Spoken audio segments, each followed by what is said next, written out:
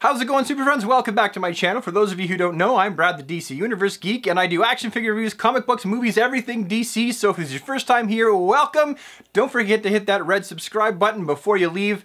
That is, if you like what you see. So those of you who have been longtime viewers of this channel know that I haven't really done an episode of Comic Talk in a long time, and that's because I've just been too busy doing other things. However, this issue right here, Superman issue number 7, has prompted me to dust off the old Comic Talk intro and give her a whirl.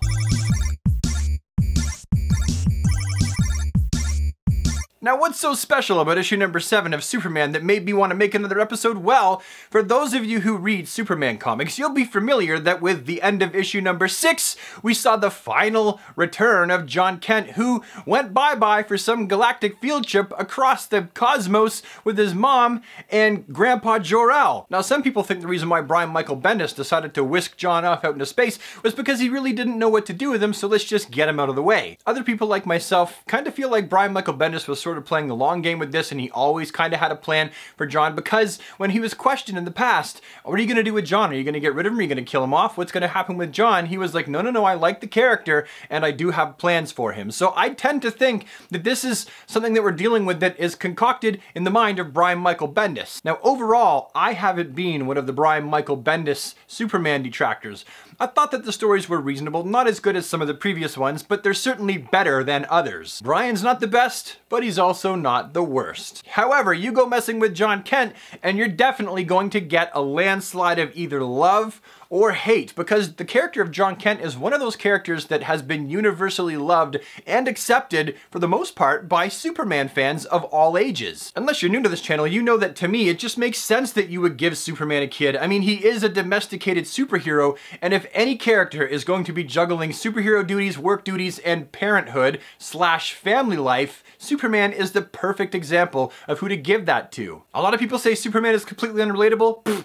I dare say not. Superman is a character that inspires me every single day, and I find him completely relatable. Sure, Superman has all of those amazing powers and is one of Earth's greatest protectors. However, he's a family man, and he has to also juggle work. This is a character I relate to and love every single day. So for me, it was wonderful that he became a parent of a small child, because I'm a parent of small children, and he's such an inspiration to me on how to be a better father. That is relatable to me. But I've gone way off topic, sorry. The point being, John Kent, who was gone for quite a while in real time for us, has finally made his return, except for he's much older. He went from being a 10-year-old all the way up to being, get this, a 17-year-old. That's right. He's 17 years old, because although he was only gone for 3 weeks of DC Universe's continuity time, he was gone for 7 years of his own continuity, because space does weird things to people out there, I guess. It never seems to do it to Superman, but for some reason, and we don't know yet because this is only the first issue that is beginning to tell that story,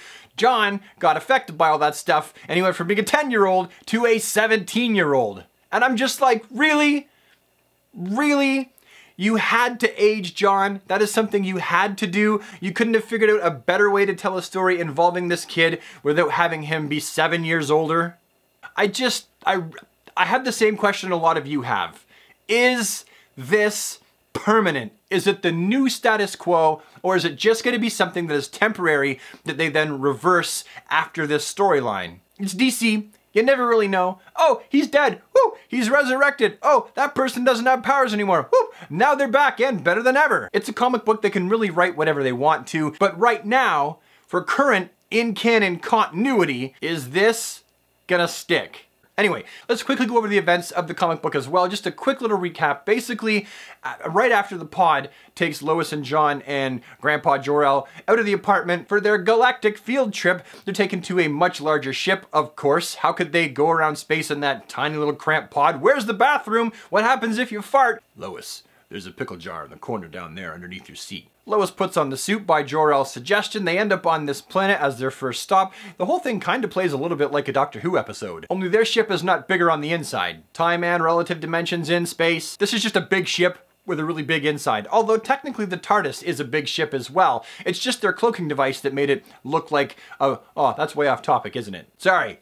Getting back to it. Anyhow, so they end up on this planet for their first field trip, and they're meeting the locals, and Lois is wearing the super suit, which is kind of a mix of the reborn suit and the rebirth suit. It's a strange little concoction. The boots are red, but the rest of the suit looks like Rebirth, basically. There's some commentary that she's being treated like royalty, and it's not because the House of L is royalty, but it's because she's the wife of the Superman, and everyone loves Superman across the galaxy, unless of course they hate him, in which case the suit becomes something that doesn't bring on goodwill. Big target right here on the chest. Blam! Although the suit, technically, if it's like the New 52 suit, would also act as something that could take the blast and shield her from it as like an armor. I don't recall the Rebirth suit being armor though. Sorry.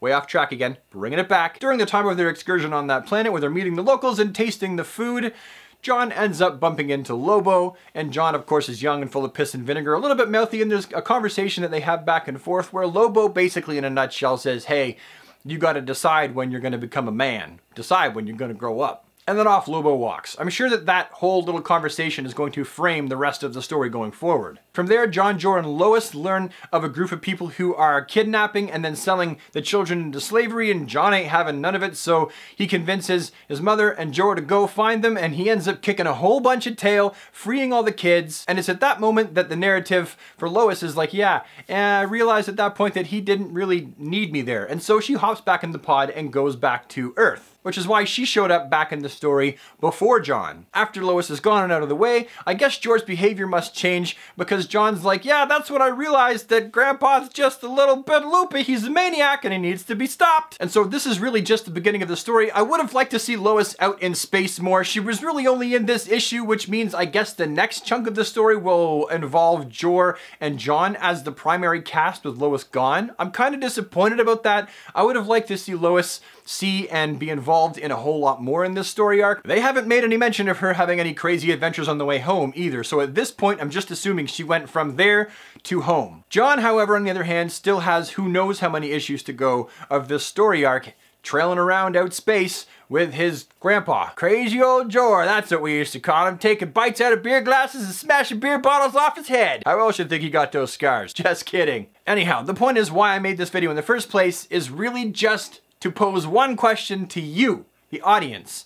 How do you feel about John being aged from 10 to 17, a 7-year age difference? He's practically, in Canada, when you turn 18, you're legally a man. That means in 1 year, the guy's gonna be a man. A grown-up, if he was Canadian. That means he could vote, and then in 1 more year when he's 19, he could buy booze. I know in the States it's, what, 21? A different age limit there, but here, it's much younger. I just feel like aging John from 10 to 17 kinda sucks. I would have rather them kept him young and innocent for a little bit longer before they were like, yeah, let's just grow him up. And so I'm holding out hope that this is not a permanent status quo thing, that something will revert things back to him being a young guy, or at least, heck, 13, de-age him by 4 years even, but don't have to go back to 10, but really 17, the guy got his first pubes out in space. The guy probably learned how to drink whiskey with old crazy Jor on the ship. All those birthdays that mom and dad missed. And he's gonna be older than Damien now. That's gonna totally affect their relationship. I bet you Damien gets jealous or something. I don't know.